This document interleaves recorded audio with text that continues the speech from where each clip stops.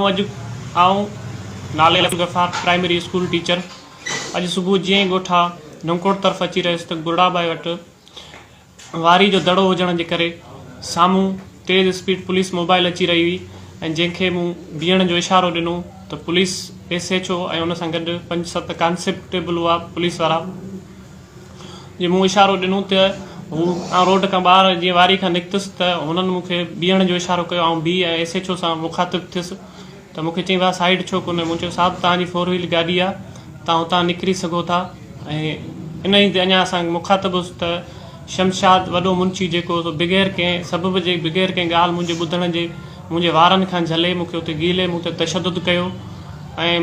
मूंखे लतूं मुकूं ठोशा हणंदो रहियो त मूं चयो भाउ मुंहिंजी ग़लती कहिड़ी आहे मूं तव्हांखे साइड गाॾी पुलिस मोबाइल खे रोकण जो इशारो ॾिनो कि तव्हांखे ख़बर कोन्हे साहिबु केॾो तकिड़ो आहे साहिब खे एमरजेंसी आहे साहिबु वञी रहियो आहे मूं चयो ख़बर मूंखे न हुई ऐं नामालूम हुउसि साहिबु वञी रहियो आहे ऐं मूं तव्हांखे बीहण जो इशारो ॾिनो छो त साम्हूं क्रॉसिंग हुई न मूं वटि मोटरसाइकिल आहे मोटरसाइकिल कची वारी मां निकिरी कोन थो सघे उनजे करे मूं एक्सीडेंट जे भउ खां जेको आहे सो बीहण जो इशारो ॾिनो ऐं इहो ई मसइलो थियो ऐं हुननि मूंखे जेको आहे सो बग़ैर कंहिं सबब जे बग़ैर कंहिं मुंहिंजी ॻाल्हि ॿुधी मूंखे तशदुद कयो SHO कलोई पाण उनजो चश्मदीद गवाह आहे ऐं उन सां गॾु ॿिया कॉन्स्टेबल जेके सिपाही हुआ उहे मौजूदु हुआ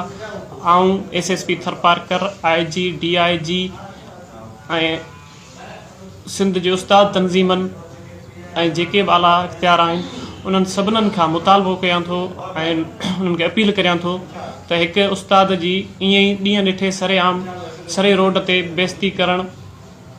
मुंहिंजी इज़त मजरूह थी आहे ऐं मूं ते हिननि तशदुद कयो आहे मूंखे हिननि वारनि खां गीलियो आहे ऐं सभिनीनि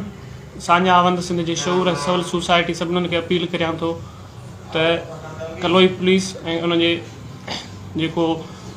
वॾो मुंशी आहे शमशाद सूमरो उनजे ख़िलाफ़ु एक्शन खयो वञे ऐं नोटिस वरितो